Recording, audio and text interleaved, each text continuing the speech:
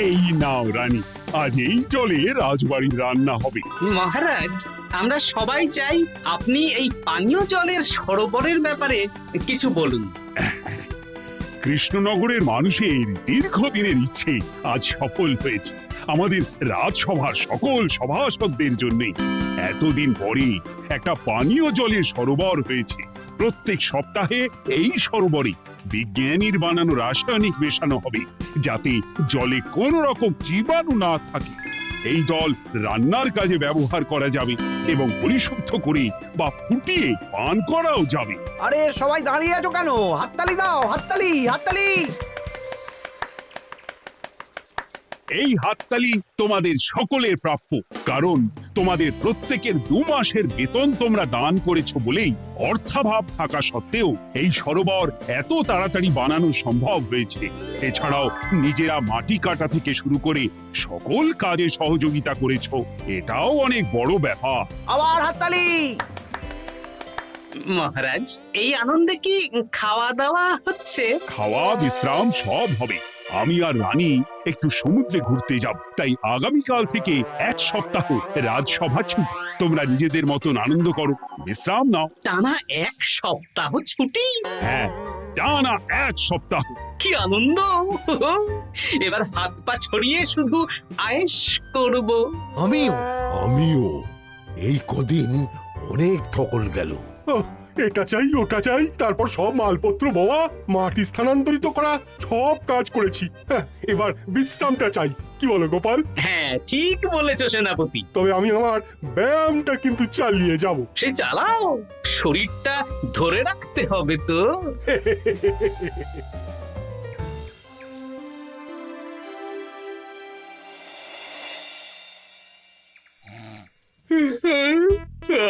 বলি এত ঘুম তো ভালো নয় গো, একটু ব্যায়ামও তো করতে পারো, বুড়িটা একটু কম তো। কি হবে গিন্নি, সুস্থ শরীরকে ব্যস্ত করে এই বেশ ভালো আছি, সুখে আছি।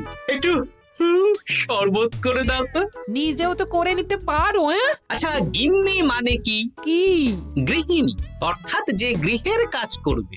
আমি যদি ঘরের কাজ করতাম তাহলে তুমি আমাকে গিন্নি বলে ডাকতে। ব্যাপারটা কি ভালো শোনা তো? শরবতটা বানাও দেখি। লোকটার যেন আর তর্স হয় না।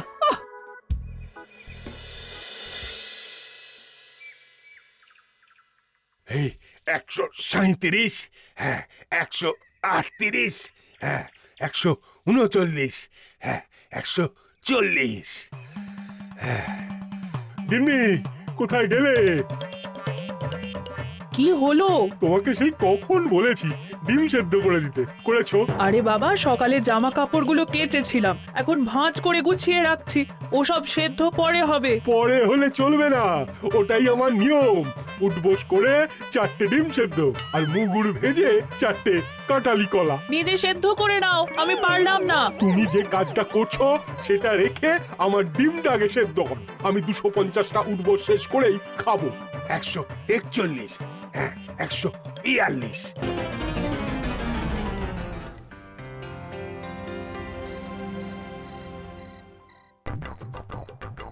ও গিন্নি, তোমার পিঠে একটু সুড়সুড়ি দিয়ে দাও তো। আমি এখন সন্ধে দেব, ওসব সুড়সুড়ি টুসুড়ি দিতে পারবো না বাপু। তুমি তুলতুলে হাতে সুড়সুড়ি দিলে ঘুমটা তাড়াতাড়ি চলে আসবে। এই ভর সন্ধেবেলা ঘুমোবে কেন? যাও একটু পায়চারি করে এসো। না, এখনো তো পায়চারি না, এখন শুধু বিশ্রাম। দাও দাও দাও দাও, সুড়সুড়ি দাও, সুড়সুড়ি দাও। এই লোকটা জ্বালিয়ে মারলো। গিন্নি, একটু ওই কাঁচা লঙ্কা, কচি শসা, কুচো পেঁয়াজ আর ওই সর্ষের তেল দিয়ে মুড়িটা মাখো, বুঝলে? তুমি তো নিজেও মেখে নিতে পারো বাপু, সব কিছুতে আমাকে কেন আদেশ করো? আদেশ না লক্ষ্মী বউ, আমার অনুরোধ। তোমার মতন মুড়ি কি আমি মাখতে পারি? না না না, মেখে ফেলো দেখি, মেখে ফেলো, মেখে ফেলো। একটা কাজ নিজের হাতে করবে না। ওহ, কি জ্বালাতন রে বাবা।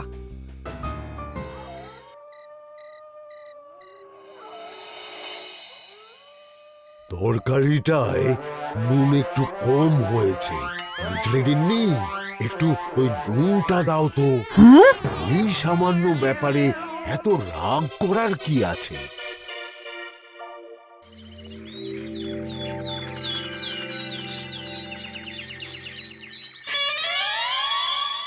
এই একটু জল ভরে নিয়ে যাব, একটু শান্তিতে রান্না করব তার জো নেই। কর্তা বাড়িতে আছে, আমার হাড় বাস জ্বালিয়ে দেবে। আমার দুঃখের কথা আর কি বলি দিদি ভাই, সারা দিন এটা ওটা বায়না তো ছিলই, কিন্তু এখন ছুটি পাওয়ার পর থেকে যেন বায়না বেড়ে গেছে। আমার কর্তা তো এমনিতেই আরাম প্রিয়, এখন দেখছি ঘর থেকে বেরোতেই চাইছেন না। সারাক্ষণ শ্বশুরে দাও, এটা খেতে দাও, হাত পা টিপে দাও। আর যদি না কথা শুনে উল্টে বলি নিজে করে নাও, তাহলেই বাবুর গোসা হয়। যদি অভয় দেন তাহলে ছোট মুখে একটা বড় কথা বলবো। বলো বলো। আপনারা একটা কাজ করতে পারেন, যখনই আপনাদের কর্তারা আপনাদের কিছু একটা কাজ করতে বলবেন তখনই বলে মুখ ঘুরিয়ে নেবেন, দেখবেন তারপর সেই কাজ নিজেই করে নিচ্ছে। কিন্তু এতে যদি রাগ করে? রাগ করে আর করবেটা কি, সেই তো দিনের শেষে নিজের ঘরে নিজেকেই ফিরতে হবে। বরং আপনাদের এড়িয়ে যাওয়া দেখে ভাববে আপনারা হয়তো রেগে আছেন, তেতে আছেন, সেই ভয়ে নিজেরাই নিজেদের কাজ করে নেবে। ঠিক বলেছ বুদ্ধির মা। সোজা আঙুলে ঘি না উঠলে আঙুল বেঁকিয়ে ঘি বের করতে হয়, না হলে ঘিয়ের বোতলে তাপ দিতে হয়। ঠিক বলেছো, তোমার এই বুদ্ধিটা বেশ ভালোই দিয়েছো। আমিও আজকে থেকে এই পদ্ধতিটাই অনুসরণ করব। বেশি কথা বললেই ভাবে বেশি পাত্তা দিচ্ছি, নিজের ওজন ধরে রাখতে হবে, যাতে স্ত্রীদের তপে স্বামীরা কাঁপে। এবার সব কাজ নিজেরাই করবে, আর আমরা শুধু রান্না করে খালাস। করবে মানে করতে বাধ্য হবে।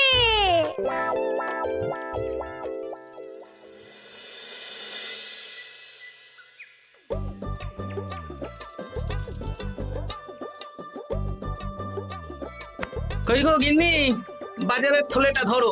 উফ, বাবারে বাবা, কি গরম, চাবিটা ফেটে গেল গো। কই গো, নিয়ে যাও। যা বাবা, কিন্তু কথাই শোনে না। আরে বাবা, আমি কখন থেকে হাঁকছি বাজারের থলেটা নিয়ে যাও, কোনো কথা কানেই তোলো না। এ নাও দেখো, তোমার পছন্দ মতন কই মাছ এনেছি, আজকে তেল কই রেঁধো কেমন। ওর কি, আমি স্নানে গেলাম, ভালো করে কষিয়ে রান্না করবো, হ্যাঁ, দুপুরে পেট ভরে খাবো। হ্যাঁ, এই তোমায় কি হুহু রোগে পেয়েছে নাকি? হ্যাঁ, যাই বলি তাতেই একটাই উত্তর, হুহু। কি মন্ত্রী মশাই, অনেক দিন হয়ে গেল আমাদের হাতে কোনো কাজ নেই।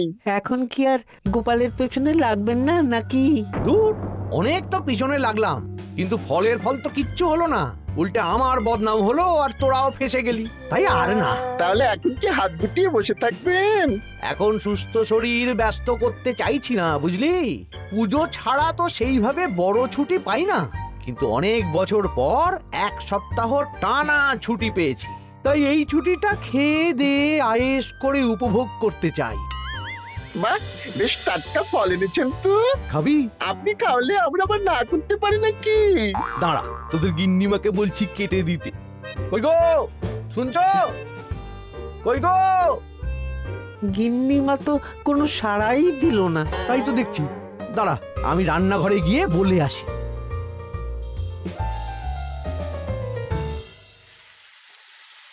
কই গো, শুনছো?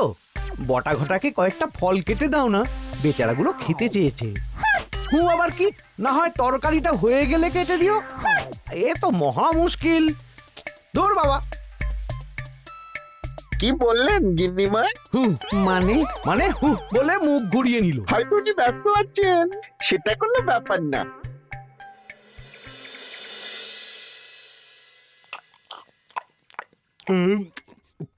সত্যি তোমার হাতের রান্নায় জাদু আছে। হ্যাঁ, বাহ বাহ। কি হলো গো? হ্যাঁ, সকাল থেকে মুখে কুলু পেটে বসে আছো কেন? তোমার কি কিছু হয়েছে? ওই দেখো, আবার হু হু করে। দাও দেখি, আর একটু ভাত দাও। কি গো, ভাত দেবে না? আরে বাবা, তোমার কি রাগ বা অভিমান কিছু হয়েছে? এ তো দেখি কিছুই বলে না।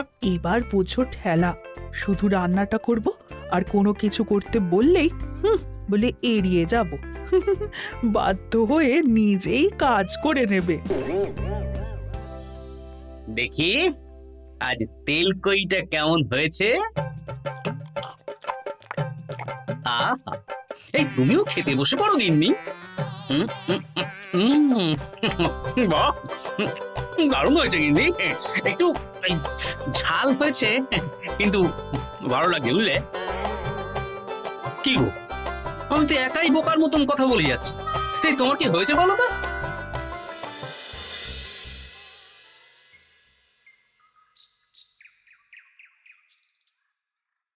গিন্নি, মুদিখানা থেকে মাসকাবারি সব নিয়ে এসেছি।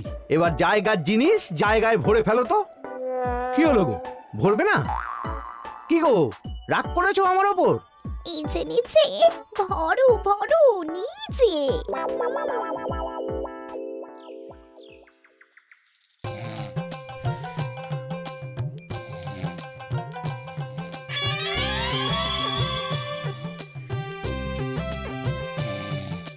এ কি গো গিন্নি, দুপুরের এঁটো থালা, বাটি, হাঁড়ি, কড়াই সবই তো শুকিয়ে কাঠ। এগুলো মাজবে কখন? আরে, এই কি শুরু করেছো বলো তো? শুধু হু হু করে যাচ্ছ। কিছু জিজ্ঞেস করলে হয় চুপ করে আছো, নয়তো হু হু বলছো। বাসনগুলো মাজবে না? হ্যাঁ, রাতে রান্না বান্না করবে না নাকি? আরে, এ তো আজব ব্যাপার। না, আমাকেই দেখি বাসনগুলো মেজে ফেলতে হবে। বাড়িতে তো আর 5টা দাস দাসী নেই।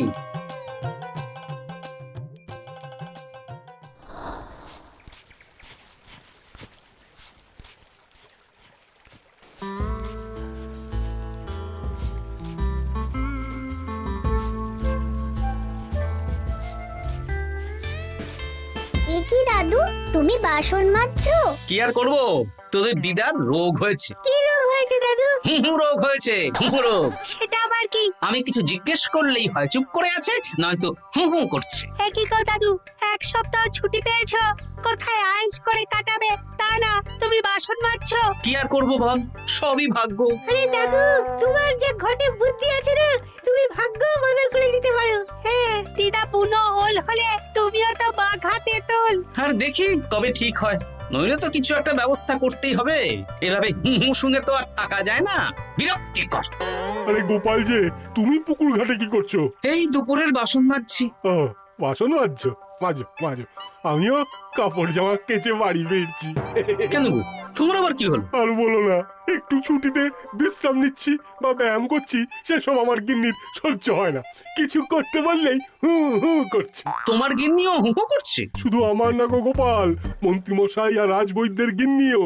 এদের কি একসাথে ছোঁয়াচে হু হু রোগে পেয়েছে নাকি? হ্যাঁ, তাই তো মনে হচ্ছে সবার গিন্নি শুধু রান্না করছে আর কিচ্ছু কুটো নেড়ে দুটো করছে না।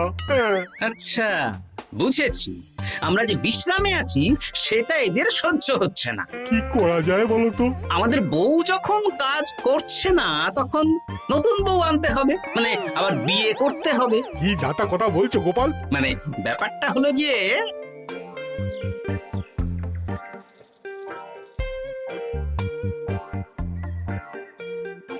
হ্যাঁ, দারুণ বুদ্ধি। তুমি এক কাজ করো, মন্ত্রী মশাই আর রাজবৈদ্যকে এই বুদ্ধির ব্যাপারটা জানিয়ে দাও। আর কাল বিকেল বেলা থেকে আমাদেরও হুহু রোগ শুরু হবে, কেমন? বেশ বেশ।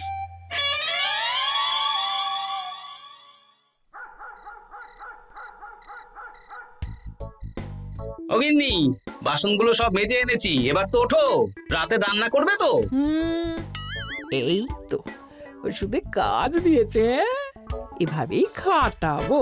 ছুটিতে বাড়ি বসে পায়ের ওপর পা তুলে খাওয়া বের করে দেবো, বের করে দেবো। হ্যাঁ, তুমি মনে মনে কি ভাবছো আমি ঠিক বুঝতে পারছি।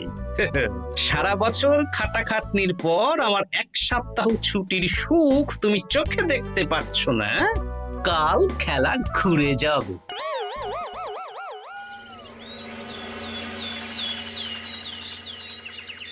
আজ থেকে আমার আর কোনো উপকার তোমাকে করতে হবে না গিন্নি। আমি নিজের ব্যবস্থা নিজেই করে নেব। হ্যাঁ, মানুষটা সেজে গুজে গেল কোথায়? হ্যাঁ, চললাম। কোথায় যাচ্ছি? গলায় মালা, এত সাজগোজ, কি ব্যাপার? বাবারে বাবা, আতরের গন্ধে ঘরটা ম ম করছে। এলাম। হুম।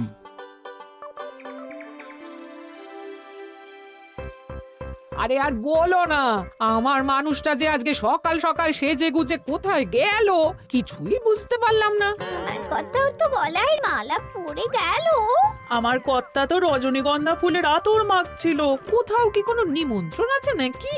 কিছুই তো বুঝতে পারছি না।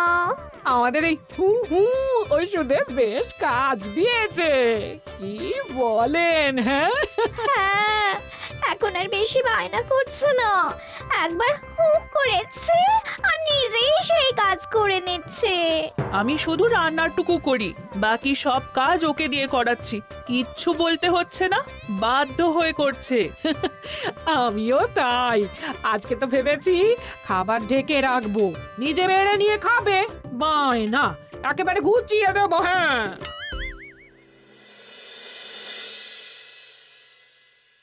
সকাল থেকে সন্ধে হয়ে গেল, বাড়িতে এখনো এলো না। মানুষটা কোথায় গেল রে বাবা? এসো এসো নতুন গিন্নি, এসো।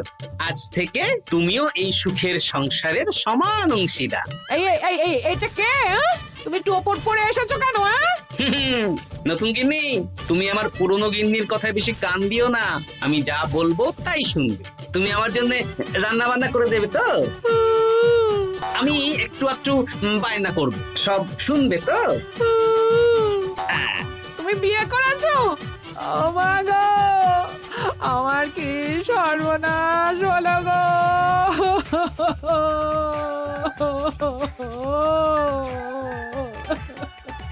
চলো নতুন বউ, মোড়ের মাথায় গরুর গাড়ি দাঁড়িয়ে আছে, চলো চলো চলো। ওগো, তুমি এরকম করো না, আমি আর বাঁচবো না। কেন এত কষ্ট দিচ্ছ? সামান্য হু করার জন্য আরেকটা বিয়ে করলে? আমাকে পিঠে সুড়সুড়ি দিয়ে দেবে তো গো নতুন বউ? এটা কি? এ কি হলো? আমার বন্ধু বান্ধবরা এলে তাদের একটু ফল জলখাবারের ব্যবস্থা সব তুমি করবে তো? ও মা গো, এ কি সর্বনাশ হলো আমার! এই আমার সাথে এটা করতে পারলে আমি কি অপরাধ করেছি?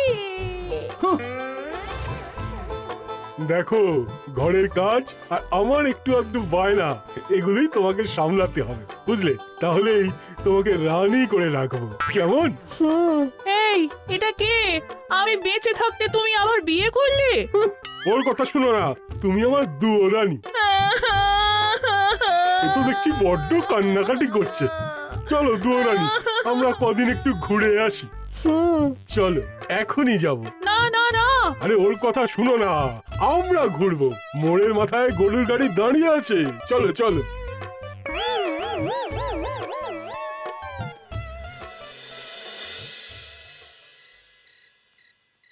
এখন আবার ঘুরতে যাচ্ছ? কি আর করবো বলো, আমরা সামান্য এক সপ্তাহ ছুটি পেলাম, ভাবলাম একটু আয়েশ করে থাকবো, কিন্তু তোমাদের সেই সুখ সইল না, তাই আমি মানছি আমি ভুল করেছি, তা বলে তুমি আরেকটা বিয়ে করে নেবে? ওকে মালা পরানোর সময় তোমার বুকটা একটু কাঁপলো না? আমার মুখটা মনে পড়লো না? এটা তুমি কেন করলে? আমাকে একটু বুঝিয়ে বলতে আমি আবার আগের মতো তোমার ছোট ছোট বায়নাগুলো পূরণ করে দিতাম। তার জন্য বিয়ে করলে? তুমি কি নিষ্ঠুর? হ্যাঁ? তোমরা সবাই নিষ্ঠুর। নিজেদের একটা স্ত্রী থাকতে আবার দ্বিতীয় বিয়ে। কি আর করবো, স্বামীর সামান্য আবদার স্ত্রী না রাখলে তো কোনো সংসারই সুখের সংসার হতে পারে না। অগত্যা এখন তোমরা যদি কথা দাও যে আগের মতন আমাদের ছোট ছোট বায়নাগুলো সামলাবে, তাহলে নতুন বউকে ওদের বাড়ি পাঠিয়ে দেব, আর আবার আমাদের পুরনো সংসার, সুখের সংসার ফিরে আসবে। সত্যি? হ্যাঁ, বেশ কথা দিলাম। দাও দাও মুখ পুরীকে বাড়ি পাঠিয়ে। মুখ পুড়ি নয়, পোড়া। এই যে সভাকবি, ঘোমটাটা তোলো তো। কটা ঘোমটা তোল। ঘটা ভোলা তার মানে তোমরা কেউ বিয়ে করোনি? না, তোমাদেরকে পথে আনার জন্য একটা ছোট্ট বিয়ের অভিনয় করলাম। আচ্ছা, এবার তো অভিনয় বুঝে গেলাম। এবার যদি তোমাদের বায়না না রাখি, তাহলে সত্যি সত্যি আমাদের বিয়ে করতে হবে। নয়, হ্যাঁ।